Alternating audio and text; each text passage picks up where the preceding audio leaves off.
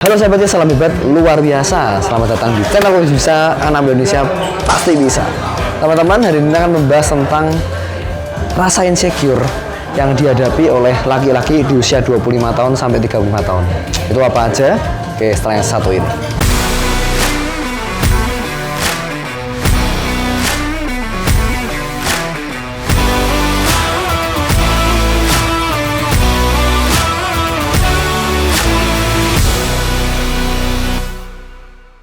Oke guys, jadi hari ini kita akan membahas tentang rasa insecure yang dihadapi oleh laki-laki usia 25 tahun sampai 35 tahun.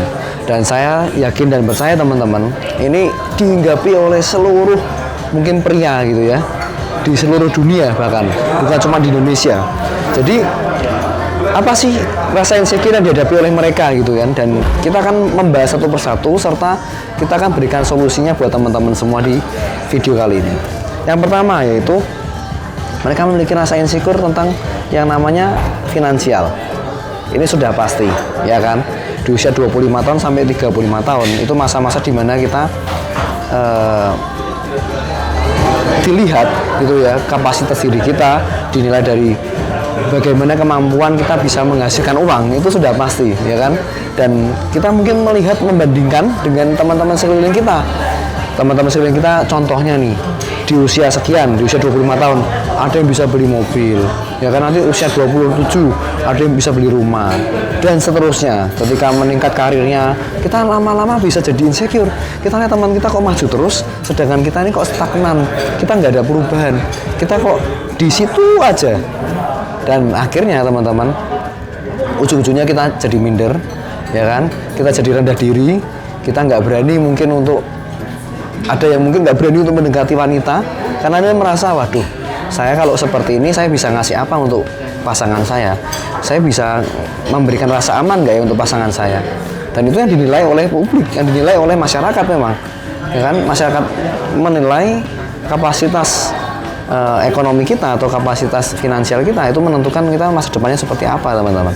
Nah, sekarang kita akan luruskan, ya, kita akan luruskan sama-sama bahwa sekali lagi saya pernah bikin video tentang ini juga teman-teman sebelumnya, tentang bagaimana kita fokus dengan track perjalanan hidup kita, atau kita fokus dengan track lari pribadi kita.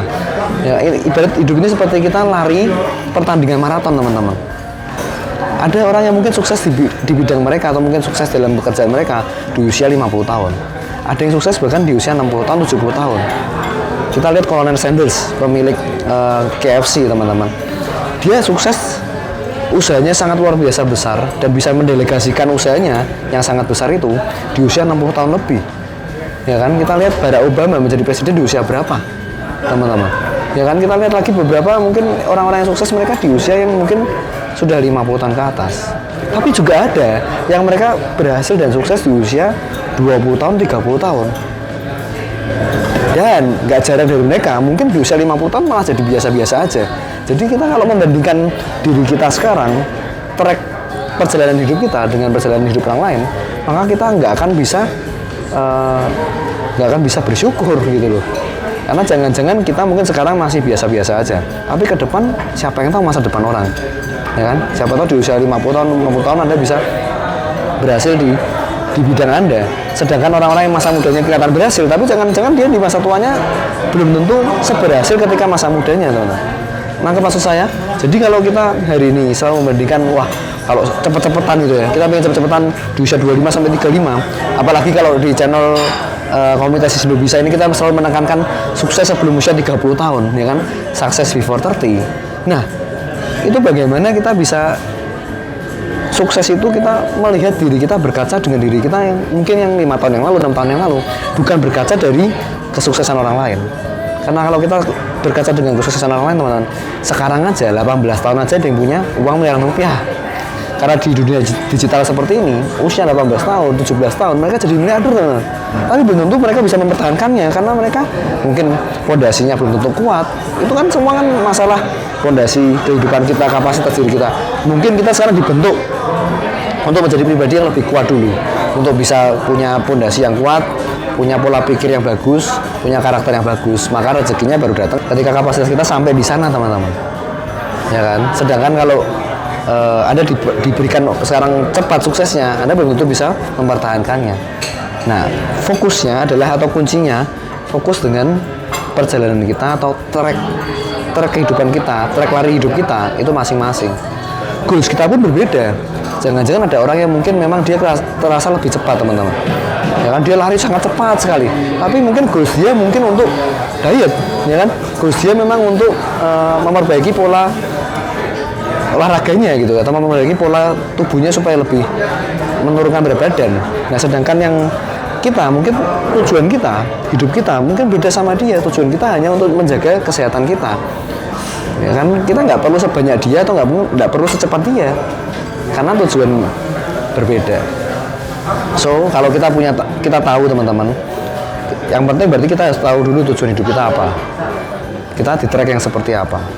Kalau kita sudah tahu ini tujuannya jelas, ya kan, track larinya juga jelas. Kita nggak usah lihat kanan kiri orang mau lari seperti apa, ya sudah itu pilihan mereka, ya kan.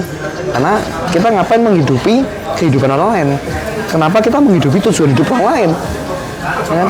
Kalau orang lain mungkin dia tujuannya untuk diet, kita kan enggak, misalnya gitu. Kenapa kita harus ikut seperti dia? Karena, ya kan? Jadi ini sangat berbeda sekali. Ketika kita tahu tujuan kita sangat jelas. Oke, contohnya, saya ingin hidup saya bermanfaat, Pak. Kunci kehidupan saya supaya bisa bermanfaat dan bisa hidup bahagia, misalnya gitu. Nah, sedangkan orang lain mungkin dia punya tujuannya, saya ingin jadi orang yang paling kaya di dunia gitu. Berbeda sekali sudah. Motivasinya sudah berbeda. Jadi kita nggak perlu lihat orang lain seperti apa. Kita mau memperbaiki diri harus, ya kan. Kalau kita belum melakukan yang terbaik di bidang kita, di track kita, ya kita harus berikan yang terbaik. Tapi kalau sampai kita sudah berikan yang terbaik, tapi kita masih selalu membandingkan dengan yang lain, selalu lihat kiri kanan kiri kiri, dan kita merasa selalu kurang dibanding yang lain, selalu lebih jelek daripada yang lain, kita perlu mempertanyakan, teman-teman. Jangan-jangan yang salah itu bukan masalah orang lainnya, yang salah itu diri kita. Kita selalu lihat-lihat, kita selalu membandingkan. Nah, stop membandingkan. Kalau Anda sudah lakukan terbaik di bidang Anda, di track lari Anda, ya kan, di track perjalanan hidup Anda, sudah berikan yang terbaik, maka Anda nggak perlu menyesal apapun yang terjadi. Entah Anda hari ini masih di posisi yang masih kurang, atau masih di posisi yang menurut Anda lebih rendah dibanding yang lain. Perbandingannya apa, gitu kan? Kita harus menimbangnya dengan apa? Menimbangnya dengan cara materi. Belum tentu orang yang punya materi lebih banyak, hidupnya jauh lebih baik daripada kita, ya kan? Jelas saya punya beberapa teman yang mungkin orang tuanya sangat mampu, kalau menurut saya mereka sangat punya banyak uang, tapi hidup keluarganya sangat kacau sekali. Sedangkan ada orang yang hidupnya sederhana, ya kan, cukup, sangat bagus, tapi mereka hidup yang sangat sejahtera dan sangat damai dan sangat sukacita. Jadi apa yang kita harus bandingkan, teman-teman?